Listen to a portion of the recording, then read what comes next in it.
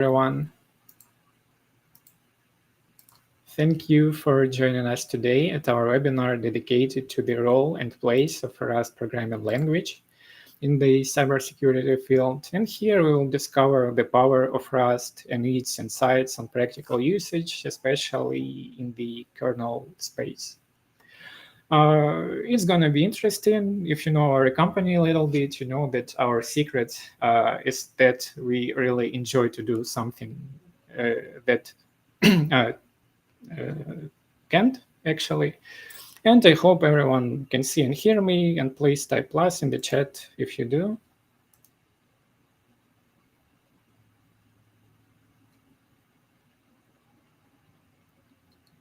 Okay, we got some pluses here.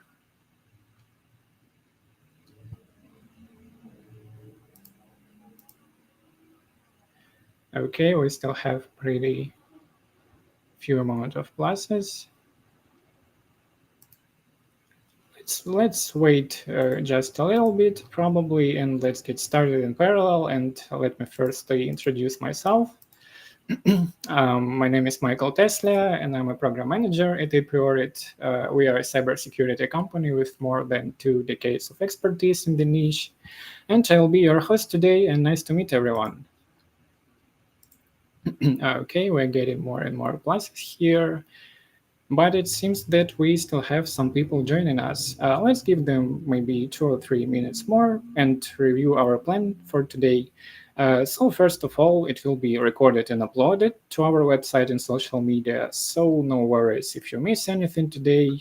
You will not actually. You won't miss anything. We'll have an approximate 30 minutes lecture with me and our top experts in the field. And after the lecture, we'll leave a window for any questions that may arise. So please feel free to type them in the chat during the presentation, during our lecture, and we'll handle them all after the presentation. Next, let me walk you through our today's agenda. And today we'll talk about Rust globalization and the current situation with Rust in the world. Then we'll discuss one of the crucial aspects of cybersecurity and try to guess what it is. And type in the chat, please, your guesses here. Then we'll review a place in market and recommendations, history and distribution.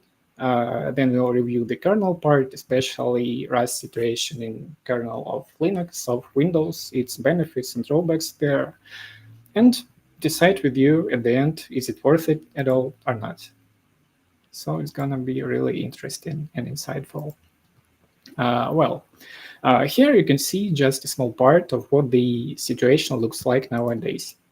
Microsoft, you know that they announced the Azure SDK for Rust.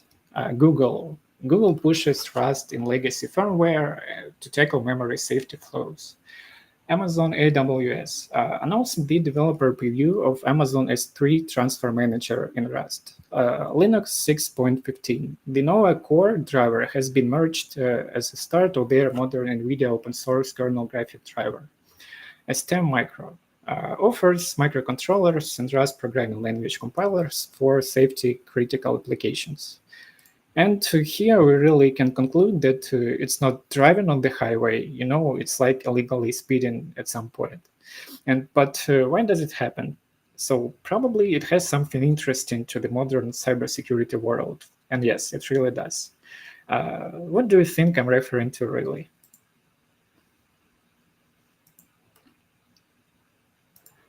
Okay, of course, it is memory safety.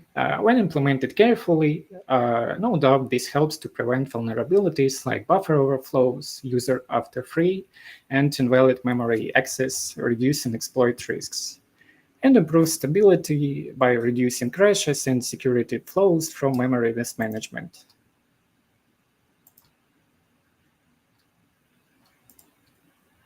And the Cybersecurity and Infrastructure Security Agency really agrees with that, definitely. They are just some of their points. So first of all, developing a product in memory unsafe language is dangerous and significantly elevates risks to national security.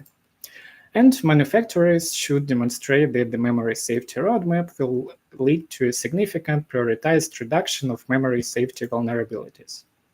And it's very important.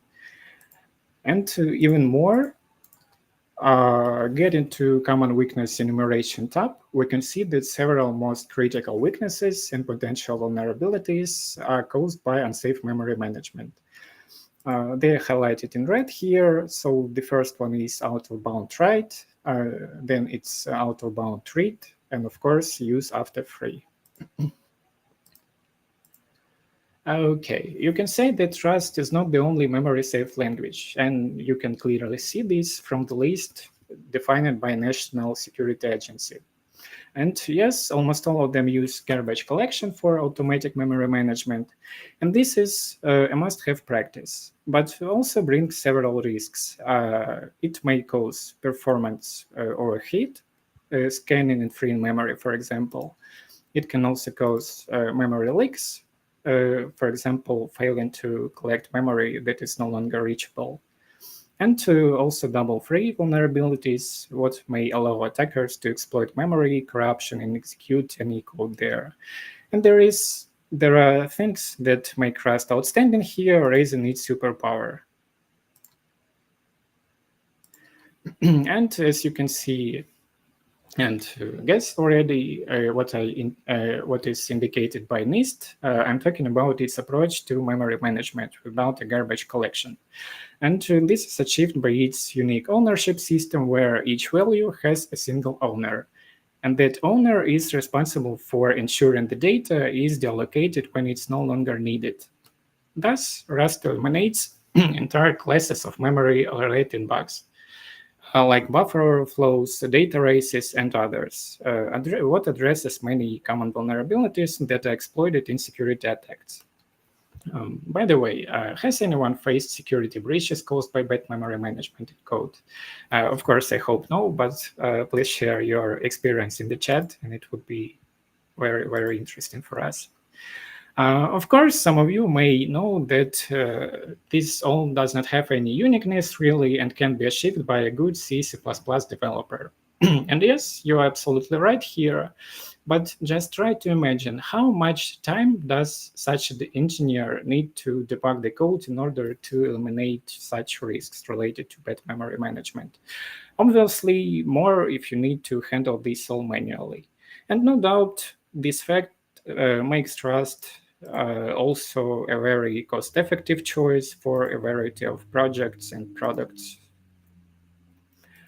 So what we are getting for its cost effectiveness, in a few words, first of all, it saves budget and time to market when you're getting more stable code out of the box, what is pretty obvious. Also, it improves security by addressing costly vulnerabilities. It's up to our practice. And of course, a possibility of cross-platform development will be also highlighted as a cost effectiveness here. And just interesting from our today's audience, is anyone using Rust already for your products? Also, please type in chat. While we are typing your responses in chat, let me introduce our today's technical experts who will next shed the light on how it works under the hood. And ladies and gentlemen, please welcome Dmitriy Savin and Victor Mylokum, our top principal engineers and cybersecurity experts in Apriorit. Dmytro, Victor, here you go. Hello, everyone. Nice to meet you. Let's start from the beginning and talk a bit about the history, how Rust appeared and how it evolved. Initially, Rust was created as a personal project by Mozilla employee Graydon Hoare in 2026. From 2026 to 2029, Rust was developed in a free time as a pet project. In 2029, Rust got a significant boost when Mozilla started its sponsoring. And in a year, in 2010, it was released first public version of the Rust. It was 0.1. In 2015 was released first stable release, and after this year, after 2015, a lot of large software development companies started usage of Rust for development. It were Google, Microsoft, Amazon, Facebook, Dropbox, and others. And at least in 2021, the formation of Rust Foundation was announced by 5 founding companies. It were Amazon, Google, Huawei, Microsoft, and Mozilla. And this organization still leads the development of the Rust language. As I mentioned, from 2015, Rust is being used by different software development companies. Let's take a quick look on the areas where the Rust language is already applied. First, let's talk about support for the Rust by operation systems for kernel development. 3 operation systems already support Rust as language for kernel development. First is Linux. Linux added possibility to use Rust as a second language for kernel development since Linux 6.1 release.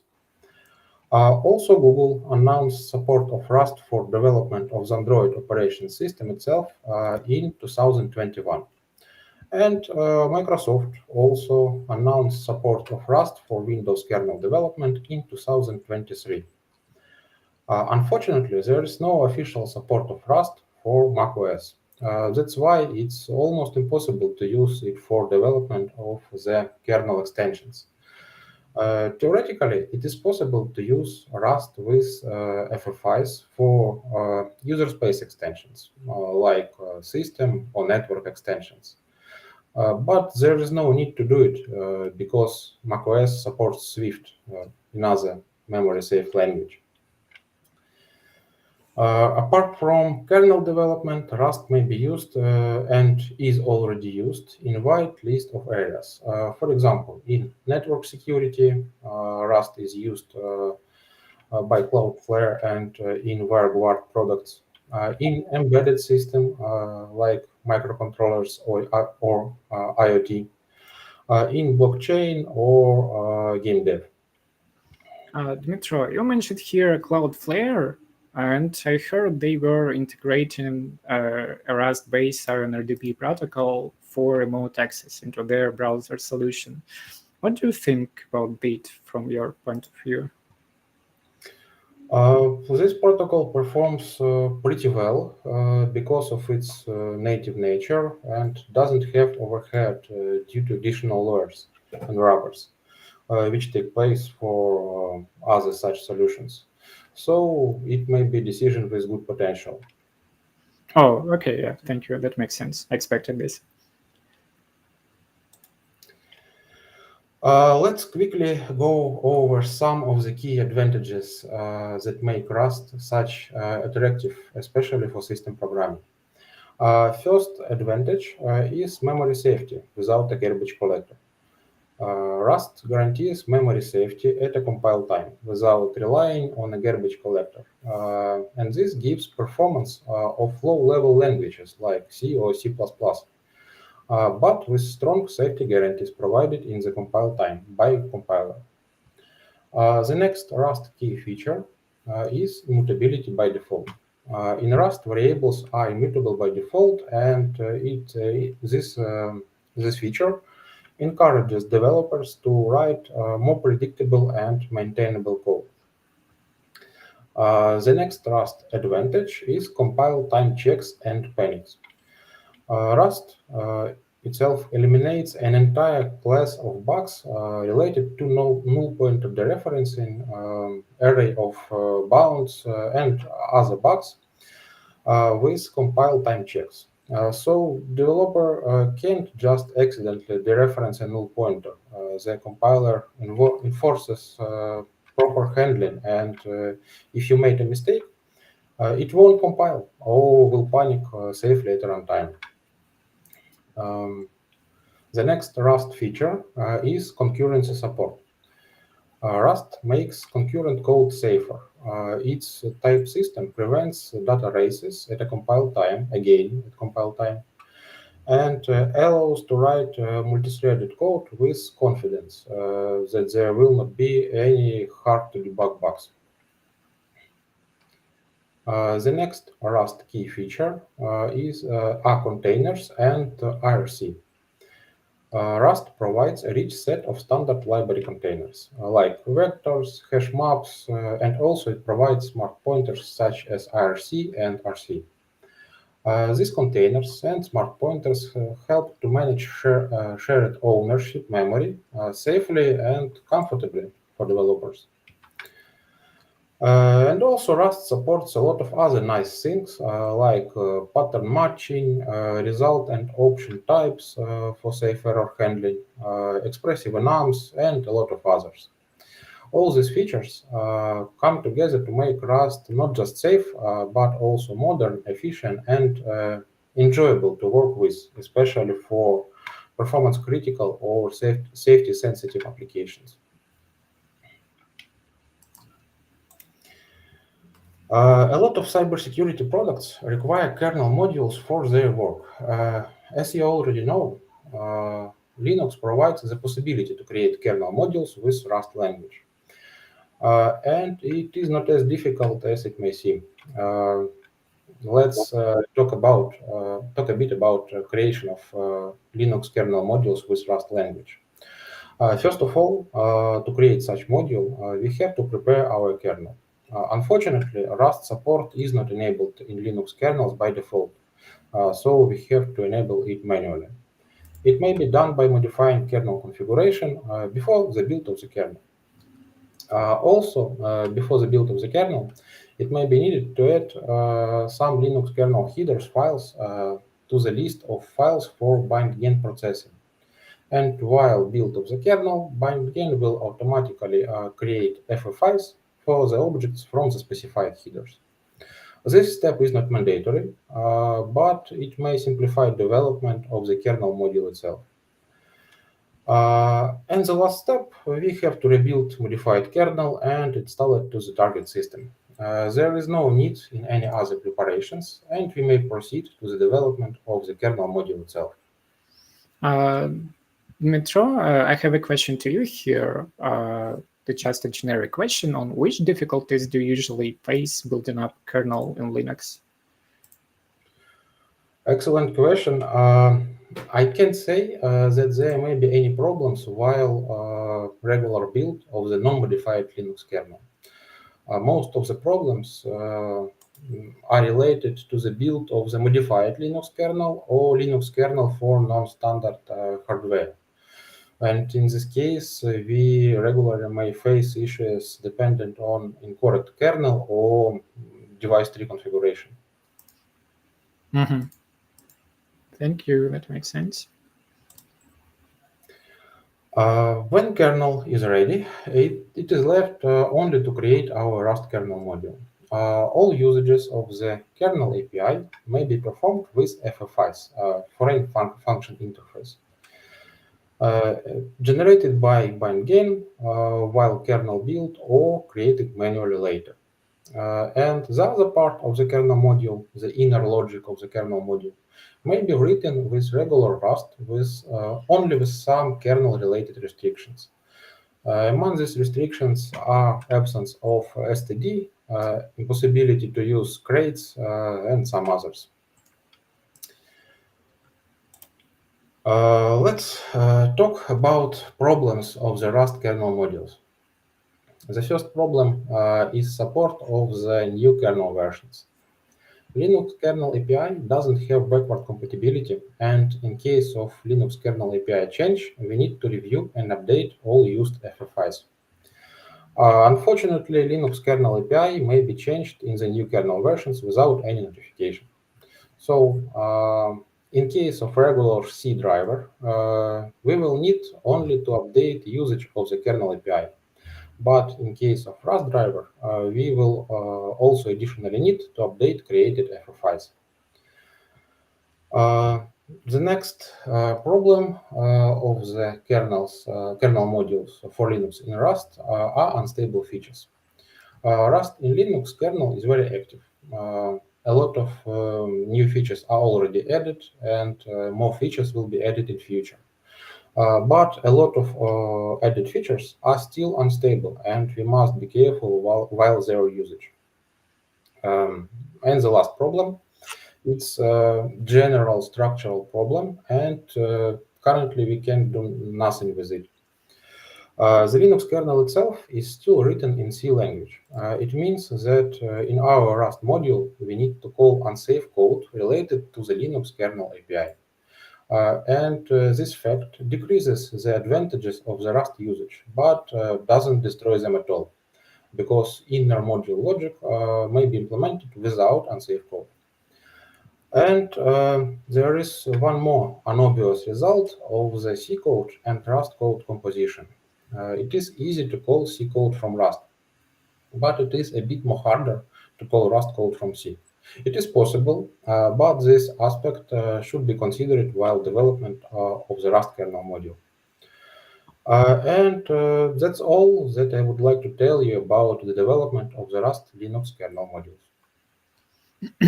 Okay, thank you, Dmytro. I have a question to our today's audience, and I wanted to ask this pretty far ago, to be honest.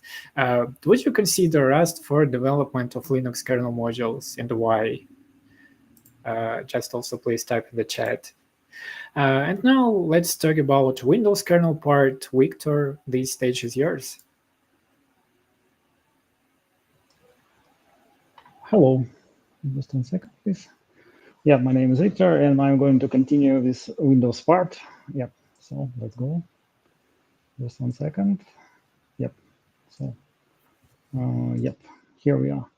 About Windows kernel development and our expertise in it. Because of, as you know, and Michael already told, and Dmytro already told that there is a huge experience in the world regarding Rust in different areas and kind of in system programming. Our company has solid experience in that area too, and this is not something new because of, like, you know, it's pretty much suitable language for low level, and we already have some information about it. But the usage in kernel is something kind of new and evolving area.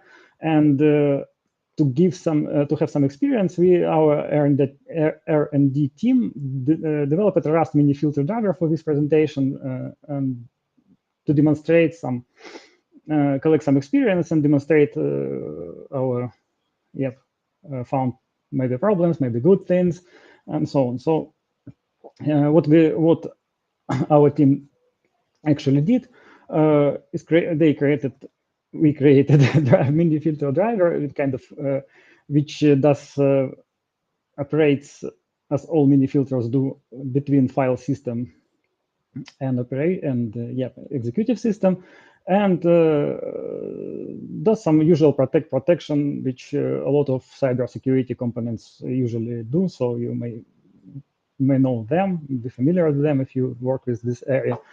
And it supports protection rules, process filtering, changes operates in registry, and other features. So looks like this. So you can add some in registry and protect from some process. If you work with cybersecurity long enough, this entire area, I think, is familiar for you. Yep. And the nice thing is, like, it is 100% is written in Rust. So you can see, and this slide is quite small code, but I think you can recognize here, like, function pre-create, callback data. So it's like most important core of mini filter, and and you can see that we use just Rust code there, and it does pretty well. So this is a nice thing actually to do. And here are some insights on it. So what we found that Microsoft really have introduced some support of it, but not much. So there are a couple of crates which are crucial for development, like build system, integration with toolchain, some system bindings, and so on. So you can see like 5 or 6 crates which are very crucial for, to make the entire process work. Then they put some Rust driver samples. This is very, like, when you first see Rust driver samples, it produces wow from your heart, because of, my usual driver samples is like a huge library with a lot of samples and a lot of wisdom in it, and all kernel developers like to go there just to know, to understand some things better or something like that. So driver samples, this phrase, this particular phrase is great actually for any kernel developer. But there is some problem, not problem, but a little issue here, because of Microsoft samples contain just a single echo driver, which is KMDF driver, so it's kind of high level one. This is good sample, yeah, but just single one. So comparing to driver samples, which usual driver samples, which covers like all functionality of Windows, like hundreds of drivers, ports, mini ports, and so on. So it's just different levels. So it's kind of says that they are ready to invest here, but not much for just first step. They did just a couple of steps toward this direction. Yeah, and yeah. Yeah, and actually, this is probably not the only fly in the ointment you should be aware of, huh? Yeah, absolutely. We will go and check other like nice things we found.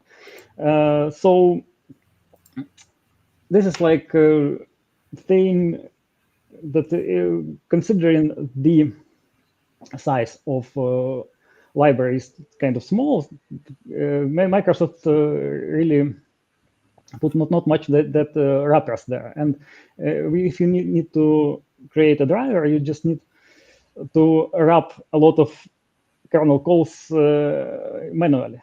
And this is why we have, like, when we do unsafe on our solution, we have like 125 results. So we can kind of, we did a lot of interaction with API. So I think in future it will get better, because of in future then standard library of Microsoft and other crates, which like there are a lot of community crates, by the way. I never mentioned it, but there are some community crates, kind of a lot, very nice wrappers. For example, you can find NT Unicode string wrapper there, so, and even contribute to it. Great, by the way, great community work, and yeah, which really makes development better, easier. Maybe Microsoft will also adopt the code at some point or something like that.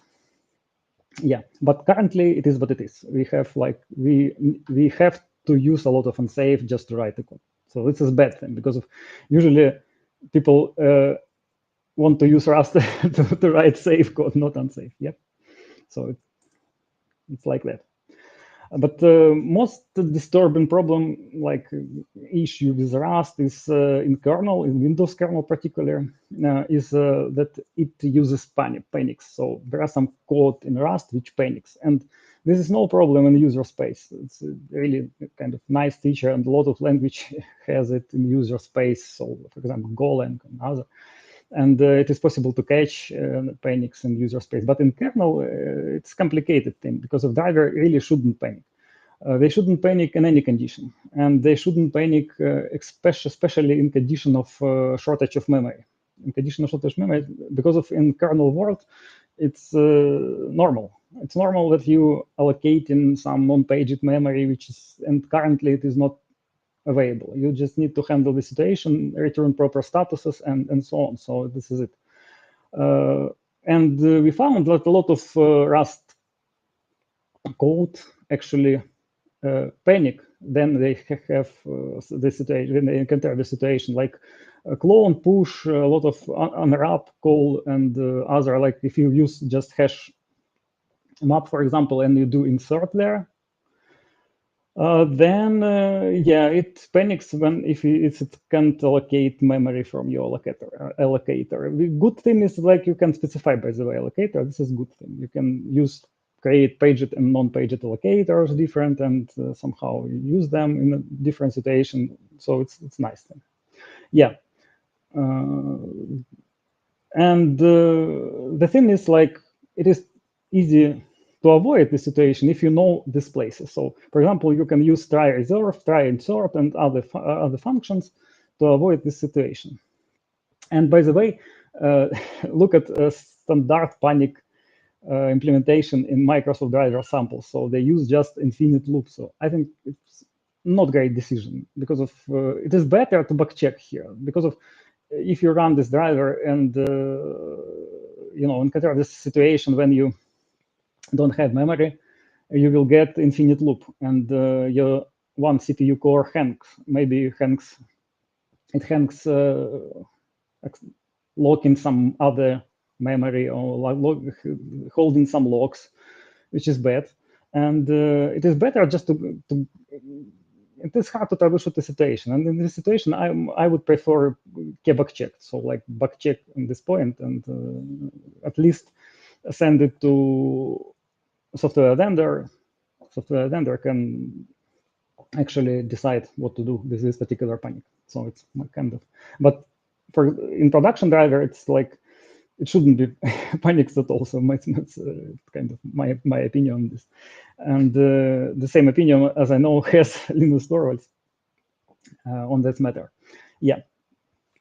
So we were able to find them manually and fix this try reserve. And other try functions. Okay, yep. And one second, please. Yeah. And the thing is here, one more thing. What should be better for this? What we can recommend for this topic, for this particular topic? There are some recommendations we can give. So first of all, use driver verifier for checking the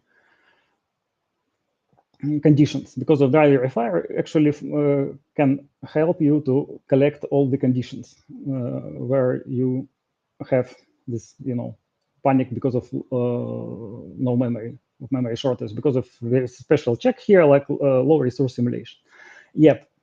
And another thing which is useful is to actually use some static analyzers. And Rust have a couple of them, like 5 or something, or even more. And like 2 of them, Clippy and another one, I can't recall this name, they can collect some places which typically can panic, like unwrap, for example.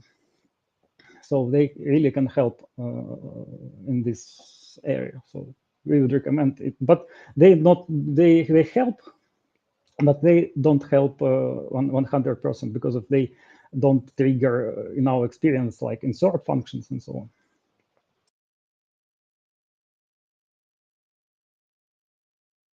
Yeah, another thing which is nice to have in Rust, like for future in kernel development, is like it doesn't have, or we were unable to find like some hierarchical verification schemes, because of even C has special annotation which helps you troubleshoot hierarchical, like not C but Microsoft C, which means Microsoft Deal System. They have special notation which can help you deal with hierarchical. If you work with driver development, you may know that hierarchical is like special attribute in code when it executed in kernel. And this attribute, it shows importance of the code in simple words. And the thing is, like, if you code very important, it can be re-entered. And so you can't use, for example, paged memory, and you are very limited in resources. So, for example, when you acquire in spinlock in kernel, like here, you acquire in spinlock, it raises your hierarchical to dispatch level. And if you, for example, use function which is placed in paged memory, you will get PSOT. This a bad thing, because if it is a random thought, developers don't like it at all. So it's like tricky to check even in production. Sorry. Yep. Yeah, Victor, I'd just like to ask, are there any workarounds for all of these drawbacks, or at least any of them?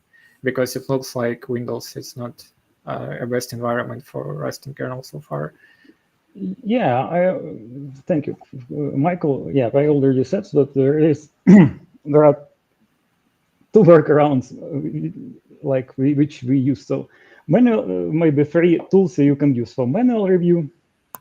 Driver verifier with strict options, which also will help to check this problem. Like this is analyze your code in runtime, and the static analyzers, for example, Clippy and others in Rust. So you may use them at compile time and catch some important stuff. So Rust also has a lot of static analyzers, and they can help in some particular situation. Yep. Mm-hmm. Thank you. Yep. So this is but this would be nice to have analog of Windows, Microsoft C attributes to handle this particular situation in Rust 2. Yeah. So let's summarize the stuff. So I said, but Microsoft offers very little support, but the good thing, it did a lot of steps towards direction. Yep. Second thing, what I want to say is we enjoyed a couple of nice features. So pattern matching, immutability, containers, ownership and reference counters, yep, string parsers, but a lot of crates containing also very nice wrappers of community we found and used. There are a lot of Rust features which we enjoy. Yep, and the experience said this particular subset of Rust is very great. Yeah, but current state is still experimental, and sure, it has potential for kernel development. Yeah, so I think this is it for. Yeah, and look really nice. For Windows part. Thank you. Yeah, thank you. That was quite insightful for us. And actually, yeah, probably let's summarize. Is it worth it at all? And before I send my word to Dmitry, I just would like to remind that we can use our chat for any questions that you might have. So please do not hesitate to put them all, and we'll try our best to respond to all of them. Dmitry, would you mind to do some summarize for us? Is it worth it using it at all nowadays? Yes, of course. If summarize all described topics, Rust has a lot of advantages. Among them are avoiding of common C++ weaknesses and vulnerabilities like null pointer dereference. Rust has the same level of performance as in C and C++. Rust has actively growing support of kernel development in Linux and Windows. But also Rust has its own disadvantages, and to the disadvantages we may put all described problems in the development of the kernel modules.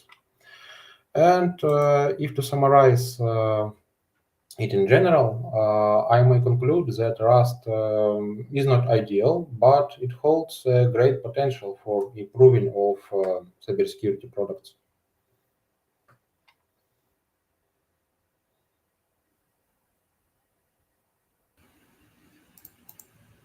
Okay, thanks. Thanks for such an insightful lecture, Victor, Dmitry. I think we can move forward and review if there are any questions in the chat so far. Yeah, I see in the chat we have a pretty live discussion here. And oh yeah, the first question was from Piotr about recording of our webinar. Yeah, it will be recorded. It will be shared via our website, via our social media, so you will have full access to review it after if you're interested. So yeah, no problem here. Then we got questions from Evgen, several ones. The first one is about usage of Rust to protect from insecure usage of API. But I also see that it was responded by Benjamin already. So yeah, I think let us to review this question probably. So maybe Dmitry has another words on this. So the question is like how Rust can protect from usage, from insecure usage of API. For example, when we use NT-read virtual memory, NT-write virtual memory in Windows kernel, and in the past there are some bad incorrect parameters. It will still get access to memory out of the array memory, for example. Can Rust protect from this scenario? I believe, Victor, probably you could help us in this. Yeah, I already yeah put a comment there in this topic. So okay. Yeah, but I sure for sure I can tell there's no protection there. So because of it, unsafe means we don't have much protection there. But but I know that some also analyzers in Rust, they can protect them. They can check some they are targeted unsafe parts and can verify them. So maybe there is a potential to build a special analyzer or train analyzer which on compile time will do some additional check inside this NT-read virtual memory calls. I think it's possible. Okay, thank you. Yeah, we have the next one from Evgeny, and it's about, is it possible to use assembler language directly in Rust? For example, do we have there some instructions like in C++, or it's possible to use something like ISM directive, or we can use some assembler syntax to create configuration separate unit and then link everything together? Maybe you could give us some light on this also? Yes, Rust provides possibility to create some ASM modules from this possibility was not present in the initial releases, but some time ago it was added. Unfortunately, as any integration of another low-level code, ASM integrations will also be unsafe. Okay, thank you. Also, we have a question. Do we have standard PDB symbols for kernel drivers if we want to debug our build? And how do they map on Rust FFI? Dmitry, maybe you have any words on this also? Maybe Victor might help us. This is like Windows question. Yeah, so the thing is, when you use build system, you use Microsoft toolchain. Actually, you need to have Microsoft compiler, and you can get everything you want, like PDB files. And when you debug it using WinDBG, for example, you will see a stack and variables. The only thing is like Rust has some thing like variable shadowing, and in some other features it will be kind of tricky to get from WinDBG, but it's possible to, absolutely possible. So it's compiled by Microsoft compiler. This is the thing. So, and this is why it actually required some special night build of Rust also. So there are some tricky things to set up some build process, but after that you will be able to build like usual driver. Yep, thank you. Yeah, and Evgen concludes that it looks like that in Windows kernel we need a lot of hard work to make the driver work, and we receive no benefits from that. Actually, and yes and no at the same time, because it still has a pretty huge potential to be like some revolutions and to make a revolution in Windows kernel, but yeah, it really needs some hard work to get it done so far. But the main point here is that it is really possible. It is being developed further and further. It's getting better. So we really need to take our eye on this. and just work in that direction for memory safety in the kernel. So yeah, about any further questions? Yeah, I see a generic question from Evgeny. What potential for kernel developers does it have at all? It sounds like a topic for a short discussion. So in Linux, the situation is much better, I believe, comparing to Windows. And Dmitry, probably you could share your experience of working on Linux, where the situation is better, as I said before. So maybe you could compare it, like in a few words, with the regular C, C++ languages, or something like this. Just maybe how you feel its potential. If we separate part of the kernel modules that communicates with other kernel and inner logic, then I may say that communication part of the kernel module isn't much more safe than a regular C+ driver, because it uses unsafe kernel API. But inner logic of the module can be written in Rust without unsafe code, and we should try to reach it. And in this case, business logic, inner logic of the module should be safe and should be written without some hard to debug bugs. Okay, thank you. Yeah, and also here we have an opinion that it's not possible to sell this to the customers. I wouldn't agree with this fully, because as we discussed already, it has a huge potential really, and if you have resource, if you have possibility to do a pretty hard work at the moment, of course, I suppose like the time will change at the moment, but if you have these resources, you can just get a pretty huge benefit even from Windows if you like invest a bit more work comparing to, like, let's call it traditional development of drivers.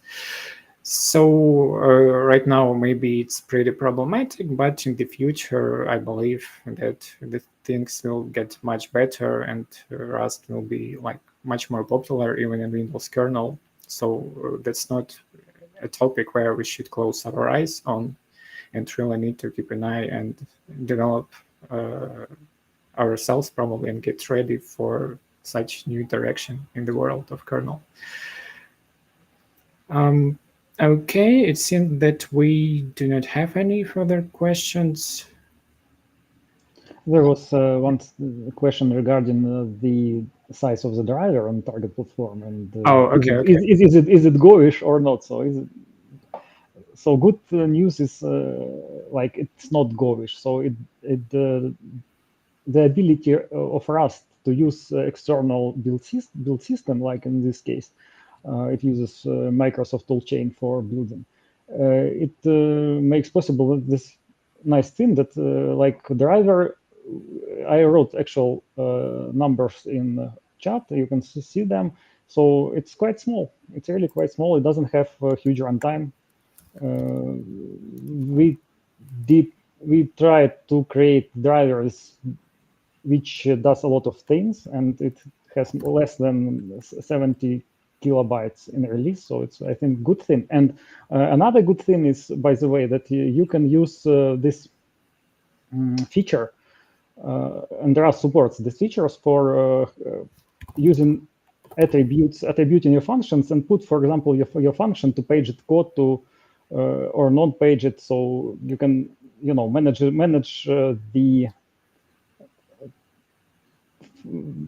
memory where the any function is placed, as you can do in C. So I also wrote it on slide above, so you can find it. So this is it. So you can really, if you don't use high hierarchical code, you can use a lot of paged memory, like use paged memory instead of non-paged for your driver, and and users will say thank you, actually. So Yep. Well, that sounds really interesting. Okay, then I don't see any further questions so far. So I think we would like to thank everyone to your attention. We had a great audience today, and thanks for your participants and for your time, and thanks for coming here. And of course, it is just a short page of our contact information. If you have any further questions, please feel free to find us and text us via LinkedIn or other platforms, or via our contact form on our website for any further discussions or questions. If you have any, just feel free to contact us, and we'll try our best to help you with all of your inquiries or requests. Thanks, everyone, and have a great rest of the day. See you next time. I mean, yep. Bye, everyone.